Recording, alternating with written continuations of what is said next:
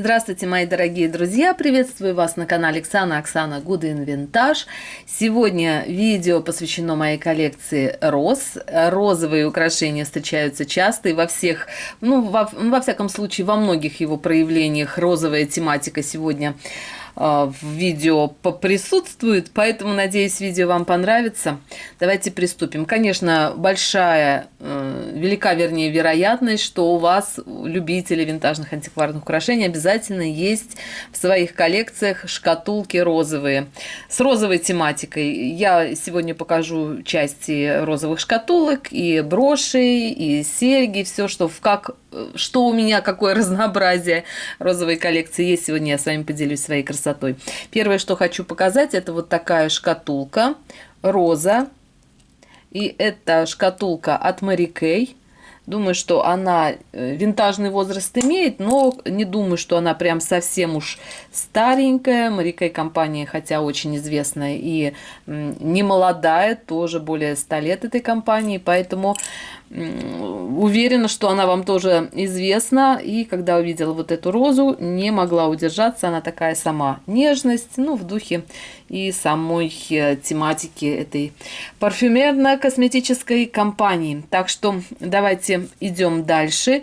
Следующее, что хочу вам показать, две вот такие броши-иглы. Первая с натуральным гранатовым кристалликом в отличном состоянии. Брошь-иглы сейчас встречаются все реже и реже, но я всегда покупаю, когда встречаю что-то какое-то интересное такое, тематическое нечто. И следующая брошечка — это вот такая брошь-игла. Давайте идем дальше. Хочу показать много сегодня интересных, красивых украшений, так что на каждом не буду так уж сильно останавливаться. Покажу всю красоту вот этой темы в украшениях, в шкатулках и во всем, что можно найти в антикварных винтажных магазинах или на простых свалках. Следующая шкатулочка – это сплошные розы. Тоже в технике кракелюр, состаренность искусственная. И это шкатулка, вот, досталась мне когда-то она за $1. Совсем не та цена, которую я бы могла остановить от этой покупки. И здесь патент. И я, вы знаете, когда увидела и шкатулку похожую на эту шкатулку, конечно же, я их вместе и приобрела. Вот такая чудная вещица в этой же технике. Если буду находить что-то похожее, хочу собрать именно вот коллекцию, серию вот именно в этой технике созданных шкатулок. Ну и, конечно же, в этих шкатулках у меня все розовые украшения. Здесь собраны такие мелкие броши. Давайте подробно хочу вам их тоже все показать. Они стоят того, стоят вашего внимания. И первая брошечка — это роза такая желтая с кристалликами. Кристаллики все на месте.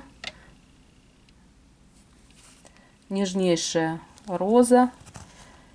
Так, маркировка, по-моему, на ней есть. Сейчас, минутку. Я в этом видео не буду прям уж так активно зацикливаться на маркировке. Все-таки это не поиск, это те украшения, которые я вам уже показывала. Это Avon. Я люблю винтажный Avon. На самом деле компания Avon не занималась производством, разработкой каких-то украшений. Украшения она заказывала у известных производителей, у известных брендов и дизайнеров. Поэтому велика вероятность, что винтажные украшения от Avon созданы известными домами. Иногда украшения от Avon подписываются как, например, что я встречала? Мане для Avon я встречала такую маркировку. Ну и различные известные компании тоже иногда так позволяли себе маркировать эти украшения. Так, следующая роза тоже в этой же технике. Это подвесочка. Такая тоже пластик. Следующая роза — это тоже подвеска, но уже вот такая белая. Тоже пластик. Буду их тематически в один ряд ставить. Вот эта роза мне напоминает именно вот эту технику, да, тоже эмаль, металл, но здесь отличается по оттенку, здесь она прям бордовая, такая насыщенная, здесь прям алая роза. Ну, тоже она винтажная, старенькая брошь. Маркировки на ней, по-моему, нет. Так вот, застегивается, расстегивается. И следующий кулон. Это кулон тоже, по-моему, от Avon. Тоже так маркирован. Довольно интересный. Такой деколь с дорисовкой на керамике. Ну и на дне самой шкатулки тоже такие миленькие розочки. Радует то, что эта шкатулка досталась мне в отличном состоянии. И, конечно, радуют тематические вот такие предметы. Очень я горжусь, что у меня есть именно вот такая розовая тема в коллекции. Ну и, конечно же, в следующей шкатулке она меньшего размера, но тоже есть своя роза. Очень похожа именно на те розы, которые вот присутствуют в оформлении шкатулки. Тоже на дне есть букетик из роз. Это тоже самое, та же самая серия, как я уже сказала. Если найду, в общем, моя мечта собрать коллекцию именно вот таких шкатулок разных форм, разных размеров, возможно. Здесь вот такая подвеска, нежная роза, и это подвесочка на родной маркировке, и это прям золото. Нет, здесь написано 1923, это тоже известная американская компания, винтажная, и такая застежка винтовая, тоже все в рабочем состоянии. Здесь вот такой даже листик зеленый есть. В общем, детально проработанная роза живет в розовой шкатулке. Следующую шкатулку тоже хочу показать. И здесь у меня еще есть много украшений. Вот именно розы разного стиля, разного варианта исполнения. Здесь английская шкатулка. Это ручная роспись, китайский костяной фарфор, она очень тончайшая, прям практически прозрачная, и что радует, в отличном состоянии. И здесь собрана коллекция розовых клипс, тоже с розовой тематикой. Это клипсы Germany, сахарное стекло и тоже вот роза. Такая интересная тема. Следующие клипсы не маркированные, но мне кажется, они более старшего возраста, возможно, даже относятся к 40-м годам, 50-м. И здесь вот залит рисунок, как это называется, гильоше, да, то есть когда на неровную металлическую поверхность наливается эмаль, и вот такой эффект, как будто подложка с каким-то прорисованным рисунком. И на ней уже так прорисована сама роза. Тоже интересная техника. Следующие серьги. Это керамика тоже с рисунком розы. И это, так, тоже маркировка.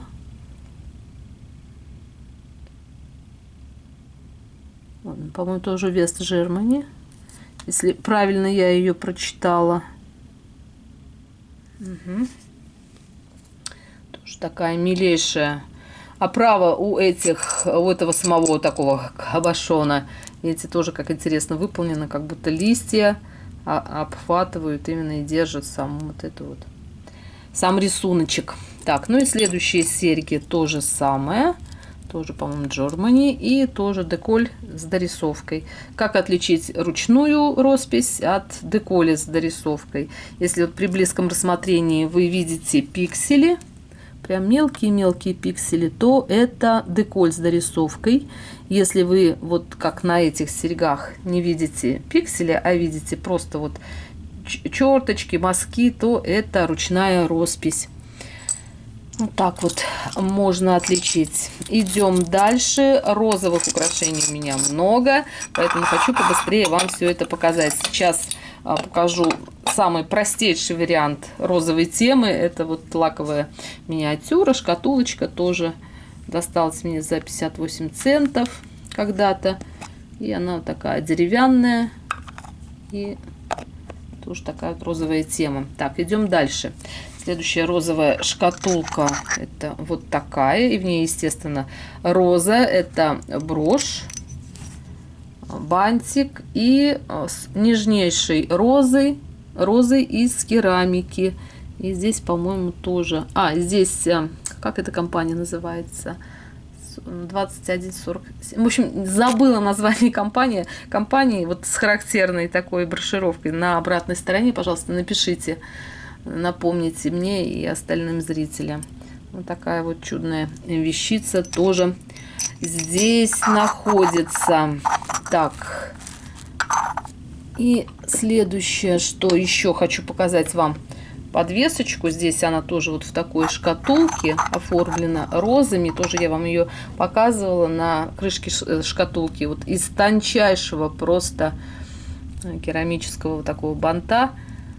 Есть скол, очень жаль, но очень тонкое само стекло, видите, просто невозможно было его не разбить. Ну, тоже вот такая шкатулочка с маркировкой. И здесь тоже, хотела сказать роза, но это не роза, а это... Сначала, когда я нашла вот этот кулончик, я подумала, о, какой чудный цветочек. При близком рассмотрении я поняла, что это камея. Но отсвечивает вот таким, вот видите, еще при увеличении вам покажу. Это камея с таким отцветом, как будто бы это роза. Ну, хорошо, раз попала в эту историю, значит, все-таки ее нужно показать. Ну и основная часть коллекции, это, конечно, броши. Очень много брошей с розовой тематикой. Вот такая брошь тоже, она маркированная. Так, минуточку. И это Giovanni, по-моему, называется компания. Я про нее рассказывала. В общем, когда я нахожу какие-то неизвестные маркировки украшений, я обязательно иду в интернет, обязательно собираю информацию, обязательно вам рассказываю. И про некоторые компании названия просто забываю. Вам я про эту компанию тоже подробно рассказывала. К этой броши хорошо подходят вот эти серьги-клипсы. Прям идеально по металлу совпадение, идеально совпадает абсолютно. Но здесь, по-моему, нет маркировки. Да, маркировки нет.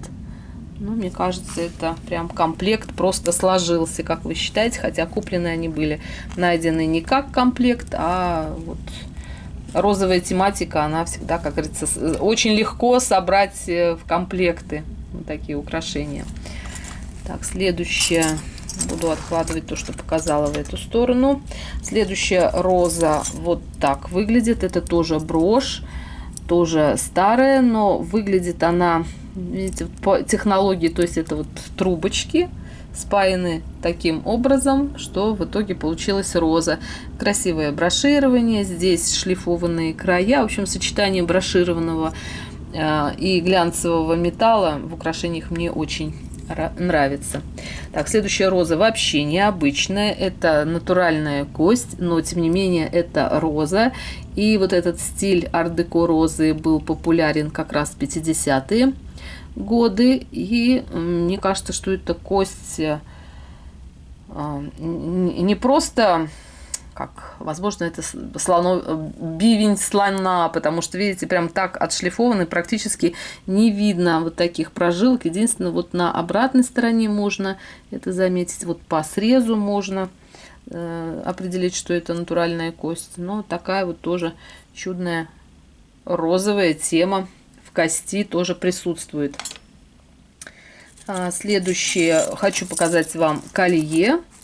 Тоже розовая тема. Великолепное колье. Досталось оно мне так здесь с дефектом. То есть отсутствовал вот на этом элементе вот сам розовый цветок. И я его переместила в сторону застежки. То есть я поменяла, убрала и сделала из этого элемента застежку. Можно сюда какую-то бусину вставить, думаю, тоже будет классно.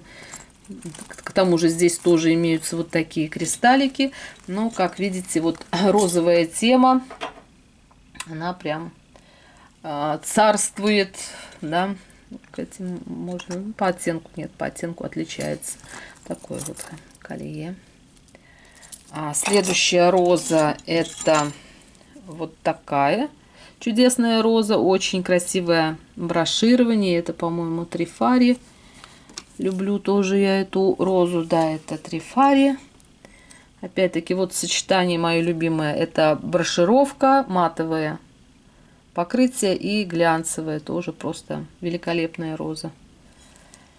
Так, а мы идем дальше. Еще вот такая роза. Они подружились, да? Вот такой букетик розы. Тоже сочетание брошированного металла и глянцевого.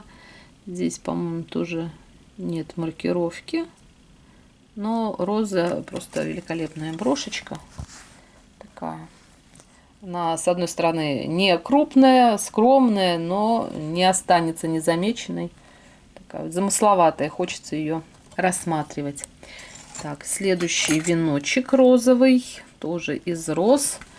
Кстати, есть у меня тоже несколько брошей веночков с красными розами, сейчас вот вспомнила, но я их определила как новогодняя тематика, то есть вот красные розы, это Мэри Крисмас, что-то вот такое вот, а это розовый веночек остался вот в этой части коллекции. Так, следующая роза, это вот такая чудная брошь. Так, как она закрывается, вот так, по-моему, маркировки нет. Но она такая, нет, есть маркировка. Минуточку.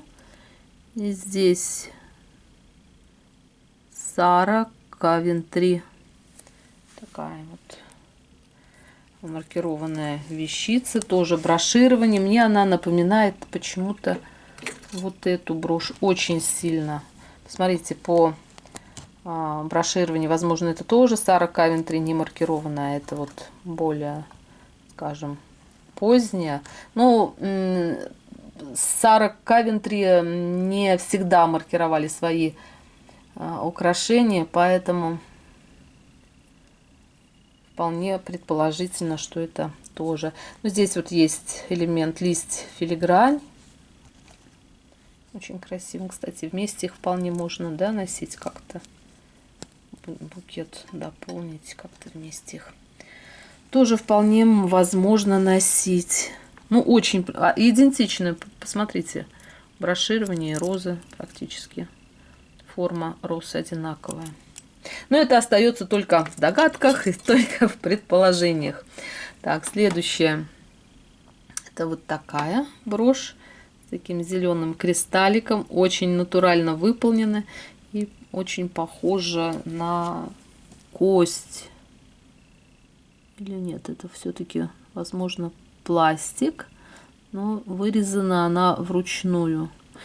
Мне кажется, что она вручную вырезана. Видите, вот нет такой четкой формы, такой классической. Она прям, мне кажется, что это творение такое ручное нечто.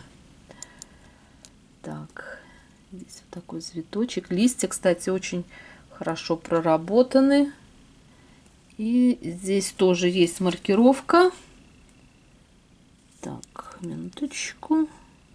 Здесь карат КЛ, да, по-моему, написано, 12 карат. Еще какая-то маркировочка есть. Вот такая чудная. Чудесная просто розочка. Так, есть еще у меня вот такая шкатулка. Сейчас, минутку, покажу вам. Показывала я, когда нашла эту шкатулку. Она музыкальная. И, конечно, здесь тоже без роз не обошлось. И сейчас покажу тоже здесь, какие розы собраны. в этой шкатулке. Вот такая розовая композиция, подвеска. И есть маркировка. И это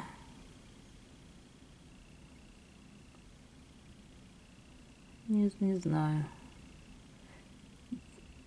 Ковенир, что-то такое написано. Не могу разобрать. Кто знает, напишите. Но здесь вот тоже, возвращаясь к тому, что это деколь с дорисовкой. Здесь вот как бы пиксели все-таки просматриваются. Такая чудная подвесочка. Так, что здесь еще у меня с розами есть? Вот такой кулон, тоже крупный. И тоже тема розы. Очень крупный, красивый такой кулон. Так, обратная сторона выглядит без маркировки. И сама вот эта, как его, форма оправы у этого кулона очень красивая. Броширование. Интересно. В общем, сама оправа очень красивая. Он такой прям крупный. Вот такие, мои дорогие, розовые украшения у меня есть. Это, конечно, не все украшения, которые в розовой тематике у меня есть в коллекции, но, тем не менее, думаю, что красоты вы тоже вместе со мной посмотрели, удовольствие получили. Всех люблю, целую, обнимаю. Пишите свои впечатления. Всем мира, добра и красоты. Я с вами была Оксана. Увидимся в следующем видео. Всем всего хорошего. Пока-пока.